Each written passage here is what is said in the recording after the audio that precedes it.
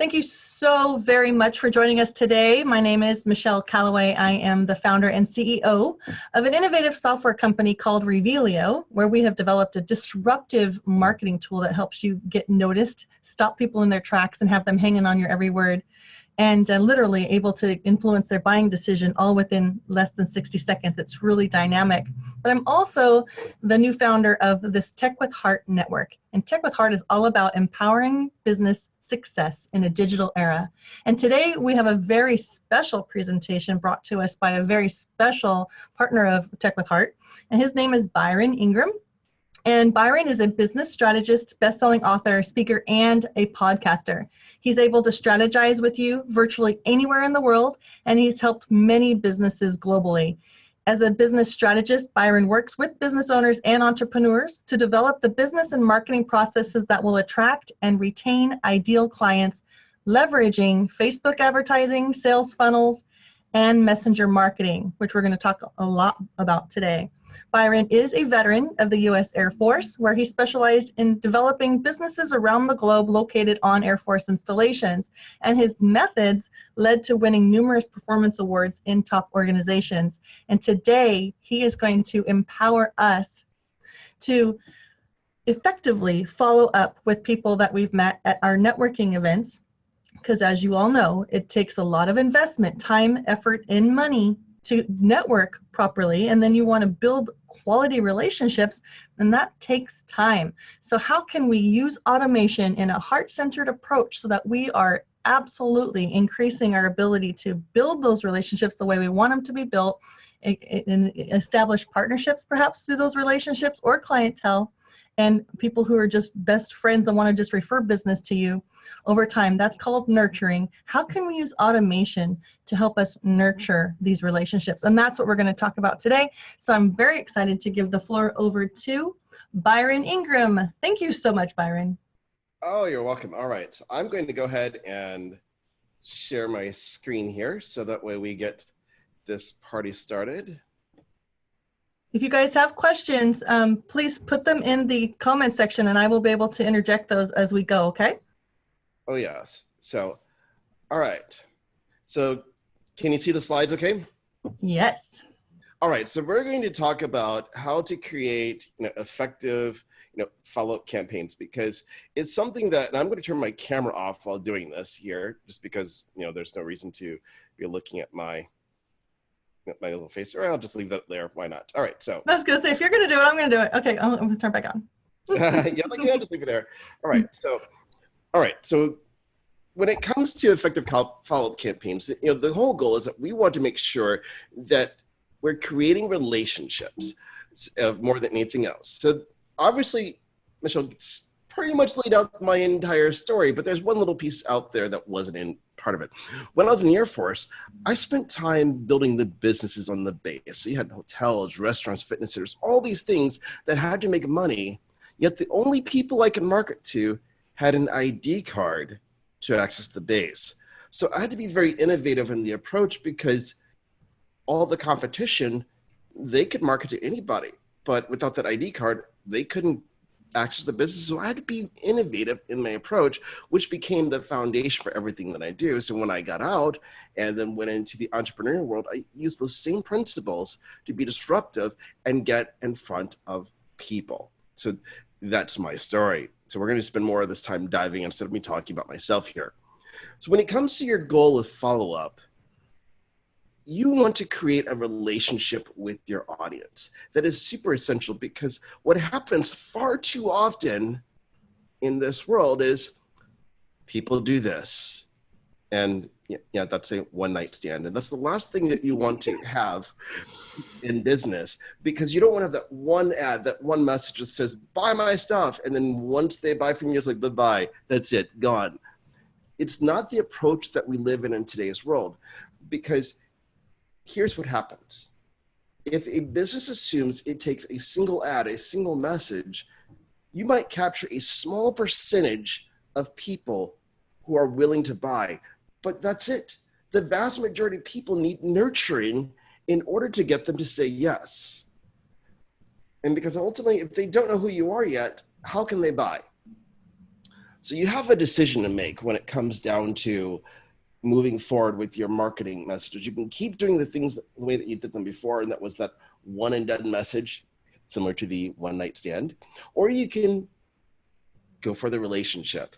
So you can take the proverbial red pill or just keep going with the blue pill. I prefer the red pill because it's moving forward. It's making that big decision to change things up. So today we're going to focus in on 3 ways to create effective follow-up. And that's creating a customer journey, communicating where people are, and also creating a digital newspaper. So I want you to understand the customer journey, because the more you understand this, it helps to create effective follow-up because you're communicating with people at the right time. Now, to put this in perspective of why follow-up is important, each and every day, people are exposed to over 5,000 ads and brand messages. Think about that. When you start looking at all the billboards, the cars, things you see on TV, that adds up. So because of that, there's a ton of noise that people are exposed to consistently. And the only way around that is we have to have more than one message. Otherwise, our one message gets drowned out. So think about it for a brief moment. If you just have that one newspaper ad, that one magazine ad, the one ad on Facebook, or the one email, do you really remember that? Or does it just kind of go on the wayside? Think of it like the one-hit wonders from various musical acts out there. It's great when you see it, but then later on you're like, wait, who is that again? You don't remember. And that's the last thing you want with anything in your business. So that's why it's super important not to have things just being one message, because you're going to leave that money on the table. And this means you need a series of messages, and that includes emails, SMS, messenger, ads, in order to be effective. Because it's moving past this concept of one and done to it's one and get started, because you're creating a journey more than anything else. So here's the new customer journey. And I want you to pay attention to this, because this applies to everything that we're going to be talking about, where you have things that are at the top of the funnel, the middle of the funnel, and ultimately the bottom of the funnel. And the reason for this is people are at different phases of buying. So if you think of the top of funnel as your cold audience, the people in the middle, they're warm, and the people at the bottom, they're hot. So you want to make sure that people are receiving the right message at the right time. Otherwise, it doesn't work. And it doesn't matter if you're talking about an ad, if it doesn't matter if you're talking about SMS, everything matters when it comes down to this. So let's dive into the top of funnel. Your whole goal at this stage of the game, whether you're talking about SMS, email, ads, you want to present an irresistible offer to people who are in the market. Because there's going to be some people who are ready to buy right now because they have that pain point. Otherwise, it's creating awareness for your brand and piquing curiosity. So when you're thinking about it from the different communication mediums, for example, with an ad, what that means is there's an offer to buy right there. However, if it's email, you might be putting out something that talks about, hey, if you're interested in learning more about this, go here. And if someone sees an SMS, it's like, hey, let's say that you have an ad up there to get people into it, or you're re-engaging your existing customer database. It can be something like, hey, we're running a special for Black Friday or whatever type of event that's coming up. Check it out here. And the people who do that, they're going to take the next step. But also you want to make sure you're piquing curiosity, because some people, they're just not certain of what it is you're offering, or they need to know more. So you want them to start diving in. Think of it like a cat. Like, what piques a cat's curiosity besides almost anything? But it gets them to start playing and exploring deeper with your brand. And that's what you want. And like I said, this matters because only 3 to 5% of the people are ready to buy. And if you're taking that traditional approach of the one and done, think about that. Let's say 5% of the people that you're marketing to said yes. That means 95% of them are either not ready or not wanting to buy right now. So think about that. That's a lot of money to leave on the table, and ultimately they're going to need a little bit of coaxing.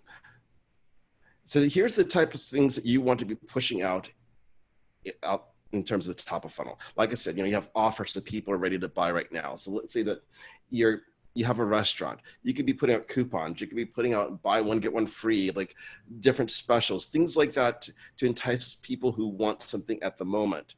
Then also content that positions you as an expert. And this starts getting where we're talking about that piquing curiosity, that positioning, that brand awareness, because no matter who we are and what we do, there's plenty of choices that people have, but it comes down to, we want to make sure that our messaging puts us in a place where people are going to choose us over someone else. And that's the distinguishing factor. Because if you remember several slides back where I was showing you the 5,000, well, there's a lot of noise. So the moment you start being seen as an expert, now people are going to begin coming to you more than anything else. Let's talk about the middle of the funnel. Because once you get people that are engaged with your messaging, now you need to get them to take the next step.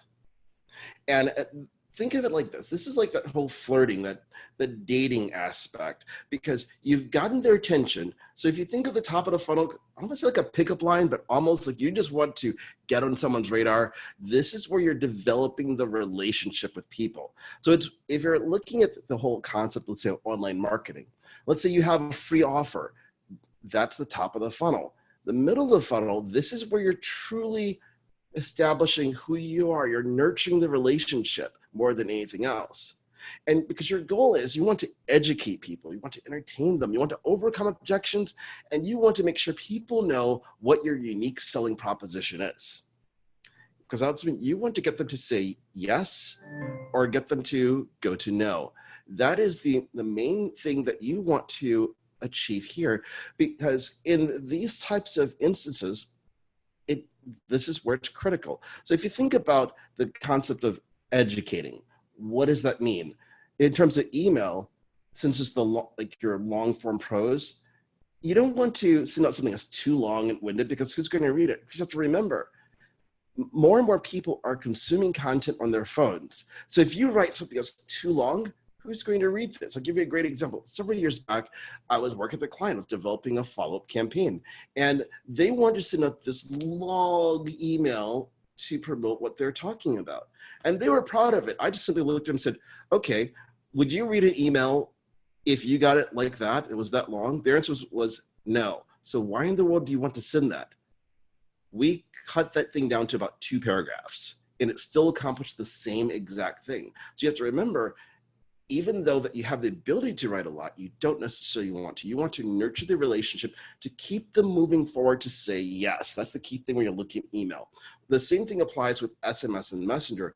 You want to guide them. You don't want to take, let's say, email and just copy and paste it in those, because people are going to get annoyed. Like, I'm not going to scroll through all this to read it if I get a text, because those platforms are conversational. So you want to get people to go to another piece of content to keep the relationship going.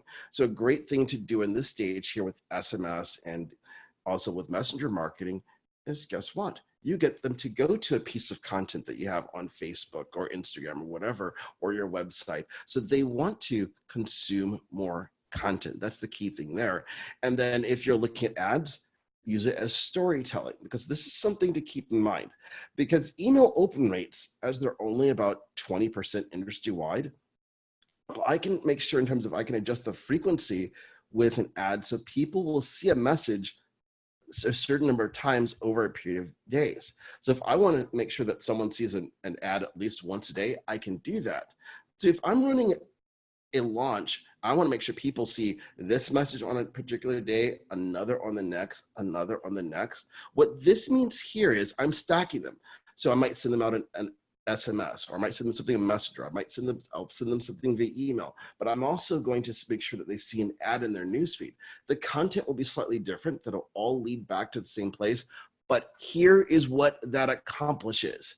I make sure they're consuming material, because why that is important is, in order to get people to buy, you have to give them a nudge, because naturally people don't necessarily want to take that next step unless they're provided those reasons to buy. So I want you to think about it. How many times you're sitting on the fence and you just weren't sure, but someone who was looking out for your best interest said, this is really going to help you. I firmly believe in it. And because someone said those types of things, you bought. And that's what we have to do with our messaging in this phase is we don't keep people moving forward, they stop. So yeah, that's why it's nurturing, because this is what gets people into the bottom of the funnel. And nice little picture here from Glengarry Glen Ross, but this is where we can get away with the hardcore closing, where we want to use those traditional sales tactics to get people to say yes. Because in the middle of the funnel, we're doing soft closes, saying, hey, take a look at this. I'm inviting you to a webinar. Hey, check out this special offer that we have. So people are doing that. But then there's some people, because they haven't bought yet, they need a big push. And that's where we want to do this at the bottom of the funnel, because the only people that are seeing this is they've made some type of buying decision in the middle of the funnel. They open a particular email, they responded to a particular text or SMS, they clicked on a certain ad, they consumed a certain amount of content when you're talking about sales, a video. That's what determines if people get to this point. So the types of things that you want to do here is, let's say you have a demo of your product. You want to get people to schedule an appointment. You want to showcase customer testimonials. These are the things that will help you tremendously. So let's just say, for example, someone's doing video production. Well, what that means is you might have, hey, here's testimonials of your product, from people, like certified customers saying, these are the results I gotten. Or it could be, instead of, let's say, a demo, it could be like, here, let me show you behind the scenes of what we do when we're doing a video shoot, to let people know what it is, because people might be afraid of being on camera. So they said, oh, well, that's not so bad. And of course, scheduling an appointment. Or it could just be, here's an offer. Let's say it's a restaurant. You might have hey, this is a buy one, get one free, because you love it, we love you so much, we want to earn your business, here's blank. You want to really sweeten the pot here to get people to say yes, because the whole thing about it is people are going to make buying decisions within a certain window, and it's going to depend upon what type of business. Some businesses, that buying cycle could be 6 months in total.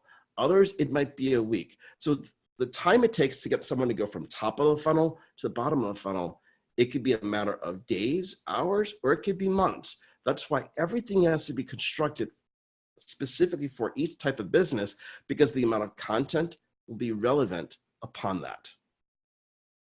Because just you have to remember, everything's going to lead to an offer, because if you're not closing here, you're missing the point. Because at the bottom, if people are not buying, the goal is you want to just push them out, because you don't want them to just, let's say, stay on your email list, or at least in the cycle of getting one offer after the next. If they haven't made a buying decision, just put them into a nurture campaign, so you stay in front of them to maintain that top of mind awareness.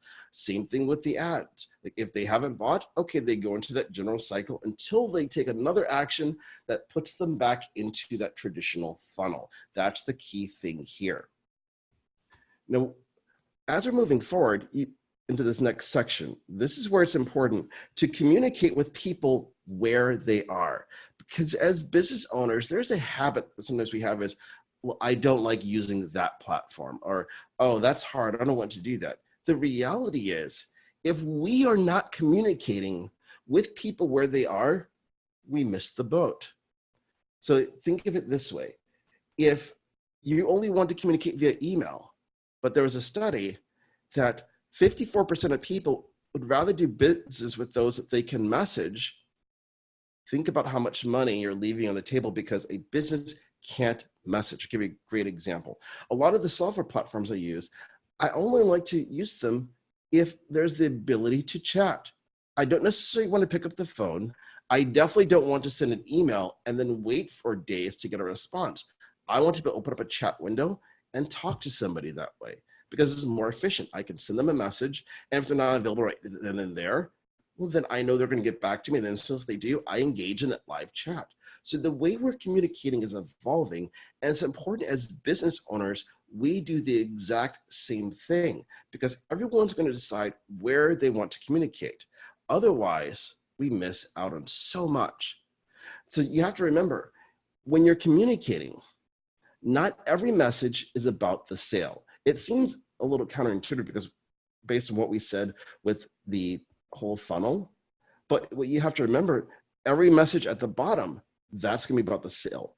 But everything above that, it's about the relationship as well. So when it comes down to that, it's not just like, okay, well, here's a video on why you must buy my stuff. Sometimes it's just being humorous. You want to let people know who you are, because this allows you to build value. It creates that engagement. So, you might not want to send certain things via SMS or Messenger, but it's great to put in an ad. And this is where it's important to understand which platform you want to communicate with people with. So in terms of like that content you can send out to build that rapport, think of memes, GIFs, videos, polls. You can do Facebook Lives. You can do lives on Instagram and do them on Twitter and so forth. But these are ways to engage. So you can use them just to create a bond with people. You can use them to sell. But the key thing is you're being interactive with your audience. So there's an opportunity for you to connect with them. And that's super essential when you're looking at the big picture of things. So when it comes down to the messaging, let's dive in a little bit more of how you want to use each of these platforms, which is going to be helpful as tying it all together. So we think about email. It's kind of like the granddaddy of digital communications that has been around for the longest. There's that time that everyone got excited, like, yes, I got an email. Now you're like, oh, this is some crap because you got 1,000 pieces of spam.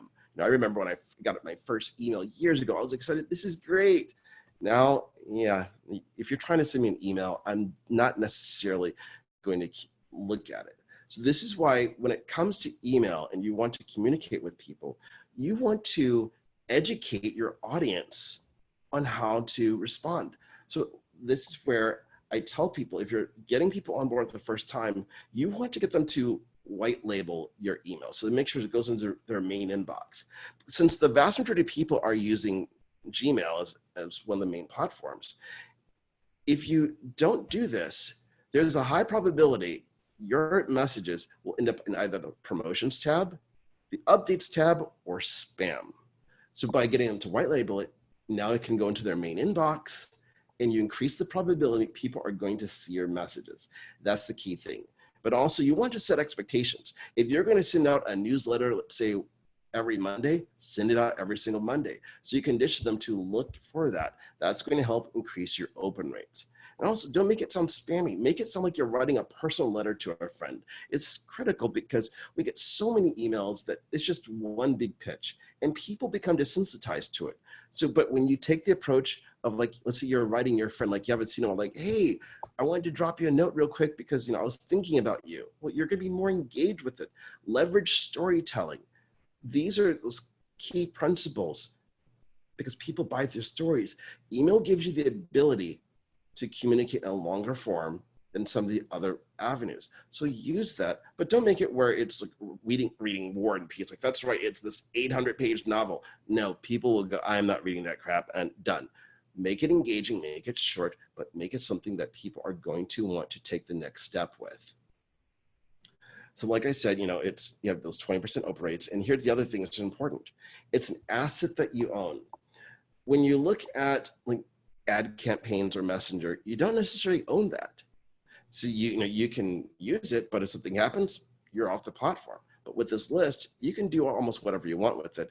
And you can leverage it. So let's say the people that are actively opening your emails, well, then you can have a specific ad campaign targeting just those people. But here's the key thing when it comes to email. Make sure you're adding value before you sell. So here's the simple formula. Let's say for every 4 emails you send that's just value, you earn the right to put up one that you're selling. Because if you're always just putting a pitch in, guess what happens? People stop opening, like, okay, what are you selling me this week? Because I see some marketers, is all they're doing is like, oh, and this week in my sales pitch catalog, I'm offering you blank. I look at them because I'm kind of curious to see what are they pitching this week, but will I ever buy anything from them? No. And that's not the way that you want to position yourself. Messenger, this is one of those newer platforms that's available through Facebook, but this is something that's going to be more and more powerful as we're moving forward because Messenger is just essential when it comes to what we're able to do. So to put that in perspective, compared to email, we're talking 80% open rates, and that's within 5 minutes of people receiving it. That's pretty darn powerful. So just to put that in perspective, if you had a list of 1,000 people and you sent out something via Messenger and something via email, what impact would that have if you had 4 times the amount of people looking at what you're promoting or to build value? That's going to have a profound impact on your bottom line, because guess what? You now are having more eyeballs on what you're offering. And the next thing is that because it's leveraging Facebook's platform, it can be used in the ad campaigns as well. So instead of getting people, let's say, to go to an opt-in page, you can have them go straight into Messenger. Because if you keep them all inside of this, I can still gather their phone number to text them. I can gather their email address, so I can send them things via email. But because of this, Facebook will reward you with lower ad costs. And I now have another ability to communicate with someone. And here's the best thing about it. There's over 1 billion users worldwide that are using Messenger. And it gets even bigger when you start including things like WhatsApp. So Messenger is great in most of your Western countries, but then in a lot of the other countries, WhatsApp. And you can do a lot of the same things on them in terms of reaching people, and it's going to get better and better. So when we're talking about SMS, this is your other type of messaging platform. It's the same type of thing. You're going to have over 80% open rates, but you see, you're going to own that list of numbers. And you have to remember that you can be disruptive with it because it's very personal, because it's going to go straight to someone's phone. And you have to make sure you're following the applicable laws. Now, there's specific rules you have to follow when it comes to using Messenger on Facebook, because they can shut you down. And then that's going to be about the end of it. It's a slap on the wrist there. But if you break the laws when it comes to SMS, well, then you can get fined, and that can be pretty nasty.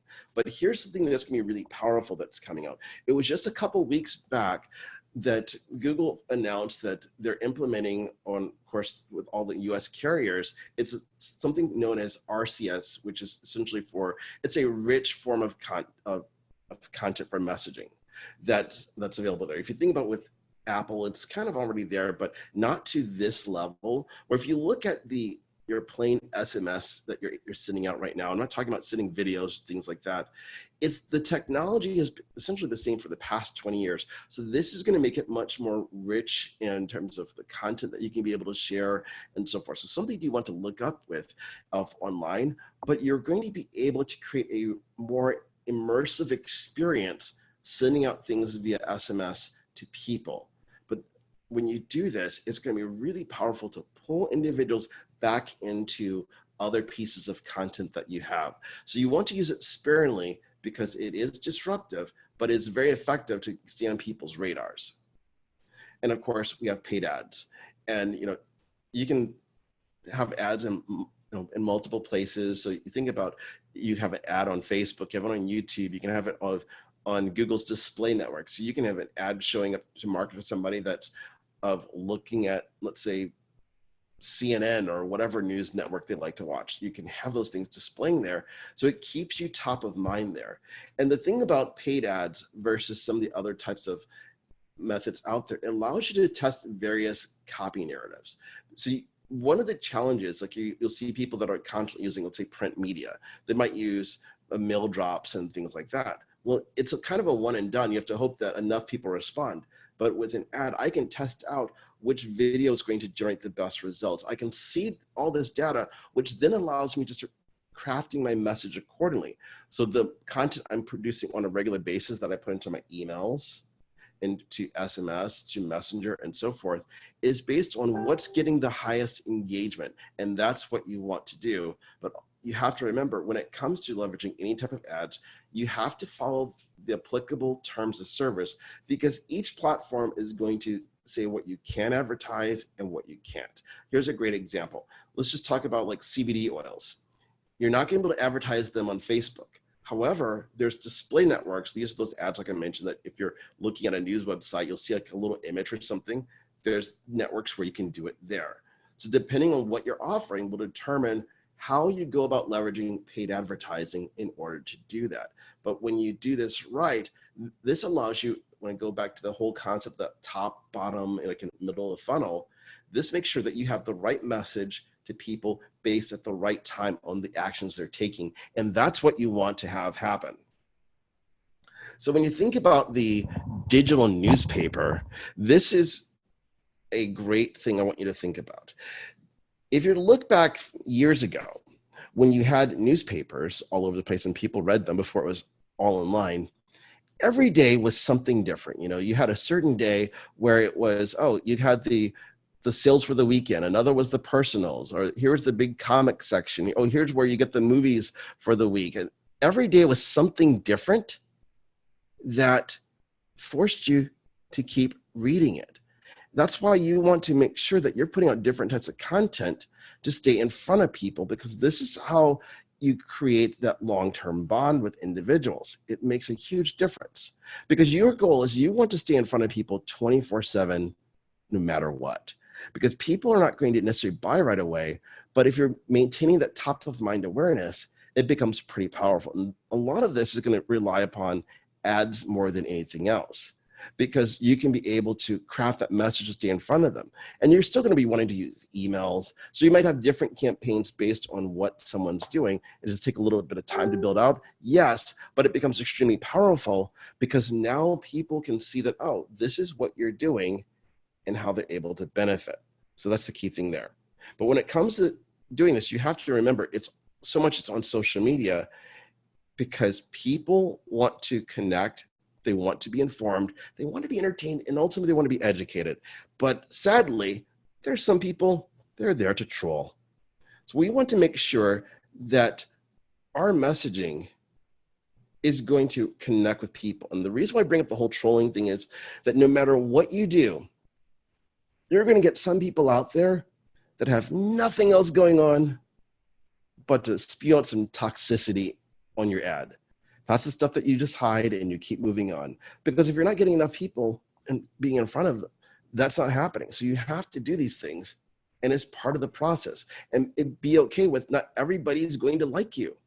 And that's fine, because you're not trying to sell to everybody. You're trying to sift through the masses with this formula to get in front of those few people that ultimately are going to say yes to you. So the way that you want to make this easier to keep your messaging moving forward, to be able to do effective follow-up, is creating a content calendar.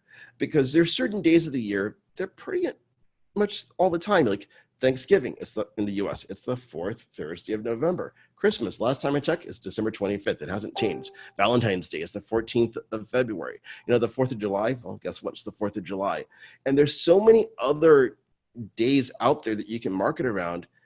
You create content accordingly. So this means that no matter what, people are seeing content at the right time based on what is going on. And that's what you want, because then it's relevant. Because the more relevant your content is to what people are doing, the more powerful everything becomes. And this is where you want to use those themes, like I said, and plan things out by the month, the week, the day. Because if you know that, let's say for Christmas is coming up, well then, how do you want to build up the promotion starting for the entire month down to every single week, ultimately down to the day? Because then there's no surprises of, okay, this email needs to go out on the 14th and this text needs to go out here. It makes your life easier, so you're in a proactive mode versus being reactive, anything else. So this is something I want to show you that is on the back end of a Facebook page. That this is something that a lot of people don't look at, but it tells you insights in terms of that page summary of what people are doing. And it gives you a lot of information in terms of, you can see the number of likes, the engagement, the post reach, and so forth. But what this is going to let you do, and it tells you, it'll break everything down post by post, you're going to know what content people are engaging with the most. And that's what you want, because the more you understand what people are engaging with just off of data, all of your follow-up should be based upon it. So if you need to make adjustments, you can. Another great thing in terms of this is at the bottom of the insights page on your Facebook page, you're going to have this that says pages to watch. So you can add your competitors' pages in there. So this is going to tell you what are their top performing posts. So that means that if there's a big company in town that's doing a ton of things, you don't need to reinvent the wheel. Just model what they're doing. And this comes down to, if people see something that's familiar, it makes it easier. Here's a great example in terms of an ad campaign, or there's several that you're going to start seeing coming up on on TV pretty soon. If you look at, let's say, Coca-Cola, pretty soon they're going to have polar bears advertising, Coke during the holidays. They've been doing it for decades, so people are used to seeing it. Budweiser, what do? They use the Clydesdales. You look at Lexus, what do they have? The big gargantuan bow on the cars. So when things are familiar, people break down barriers to say yes. So this is a key thing about follow-up, why it's important to have that consistency more than anything else. So that's what makes a huge difference. So as a bonus, that's going to help you truly increase what's possible in terms of your follow-up and engagement and things like that, because you have to leverage social media the right way to do it. Treat your page like a profile. Because one of the things I hear people say is like, well, I don't want to use my page because I'm not getting that much engagement. Well, if the only thing you're doing is saying buy my stuff all the time, of course not. But if you engage with other pages, you go to other pages' content, you like it, you share it, you engage with their followers, Facebook's going to start seeing that, oh, you're an active page, and they're going to want to engage with you. The more engagement you have, that means the more people that's going to share your content, the more people that are going to get on your messenger list, the more people that are going to get on your email list, the more people are going to view your videos so you can retarget them with other ads. It all snowballs. So that's why it's just one big ecosystem that we're using to do this. So before we dive into anything else, I'm going to open it up for some questions here, and we kind of go from there. Hey, Byron, before, if you guys have any questions, please go ahead and start putting them in the chat. But just to be clear, when he was just talking about your page, treat your page like a profile, what he's talking about is your Facebook business page, for those of you who just weren't really quite clear. Because Facebook just recently, I think, changed the rules, right? That you can act a lot. You can use your Facebook business page as to like things and to, to actually comment as a page? That's always been there. Oh, okay. But it's just that people don't do it. Yes. So so he's right. I actually have I have a business page and a group. Groups are great for building community, and that's another really great way to stay in front of people, provide more connection and communication, offering value, building relationships and inviting them to learn more about you, your why, and more about who you are, building that community of support. And then as groups, people can, they can even share their content on pages. It's more of a, isn't it more of a, like a platform where you get to share a lot? Then they could comment on your shares or on your posts or whatnot, but they don't get to post? Well, you can have your page set up where people can post to it. Okay. So it just depends. The bigger you get, you want that filtered because you don't want, like I said, there's trolls. So the people out there, they have their whole mission in life is to make everybody else miserable. So you don't want to just have random Joe Schmo posting crap on there, because then you're dealing with that. So most people, after the page gets to a certain size, they're going to have admins review it. And that's the key thing there. Yeah, you definitely can have the admin control the content that does get shared, but I'm just kind of helping them to understand the difference between a group page and a Facebook group and a Facebook business page. And you're allowed to act as, to like things and to comment on things as your Facebook business page, which is a great way to build more credibility as a business rather than just a person as a business, right?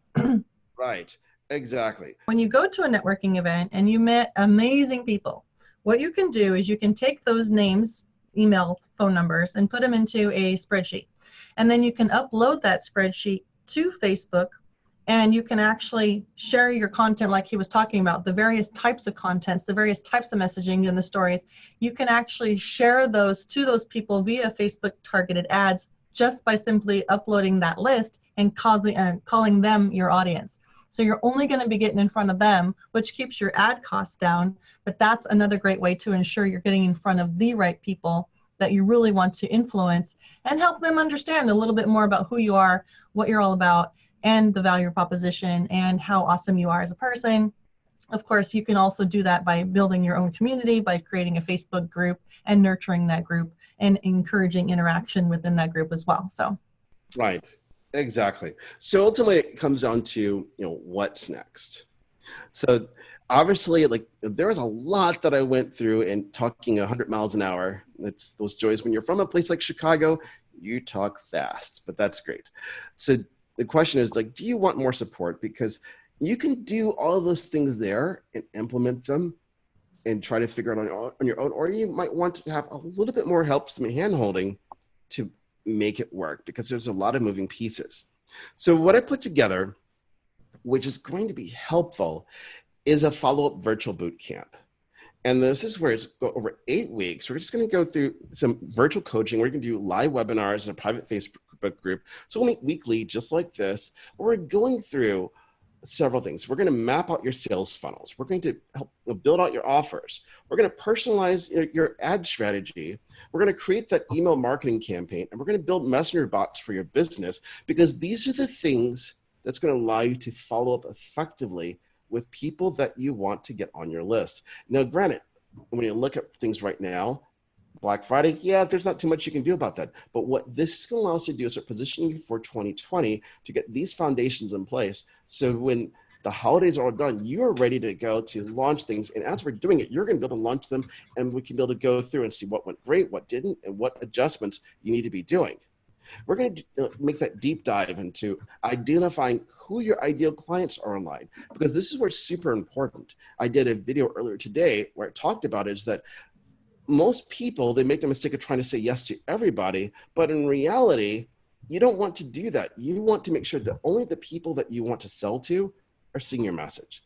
You want to be positioned as the expert in your field. You want to be able to simulate product prospects into your funnel. These are putting the right people in there. And we're going to go over how to increase those conversions. What are those tweaks to your ad campaigns that you need to be doing? What are those tweaks to the messenger? What are those tweaks to email to get people to say yes? And ultimately, how to generate referrals from your clients? Because so many times we do so much to keep getting new people in, but we're not doing anything to nurture the people we have so they bring more people to the party. That is the untapped resource when you look at it. So to help people out, I put together a little bonus for the first 5 people that say yes. I'm going to personally work with you on your ad campaign. That means we're going to go through and build it out so it gets done the right way. So there's no guessing. We're going to dive in and we're going to work one-on-one so everything is personalized to you for this.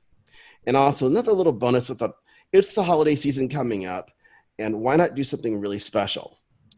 Everybody loves beaches, unless they're allergic to sand and oceans and things like that. So when you sign up today, you're going to receive, and there's other places in Mexico, it's going to be a 5-day trip to, like, pays for your hotel to Mexico, Hawaii. There's a couple other things just to pay for the room taxes, those fees, but it's a value up to $1,495. So something really powerful, is special, because essentially you're getting more out of this than what you're investing to help grow your business. Wow. That's amazing. Yeah, pretty darn powerful. So the question is, are you in, or are you still going to sit on the sidelines and let everybody else pass things by? So today for this webinar, all of this is $697. That's the deal there. And to sign up for it, you just go here to the link, and then Michelle's going to drop that into the chat. It's already in the chat, and if you are interested, I really recommend you take advantage of that to be the first 5. I know him working with you personally to do Facebook ads is a huge value. Somebody of his caliber, to be able to have them work one-on-one, I mean, you're talking about over hundreds of dollars per hour for them to even take a look. So that's super valuable. But that trip, Byron, that trip is amazing. What an amazing gift. Thank you so much. I look forward to that. I could really use some beach time, you know what I'm saying? I was sure. Yeah. Everybody can love some beach time.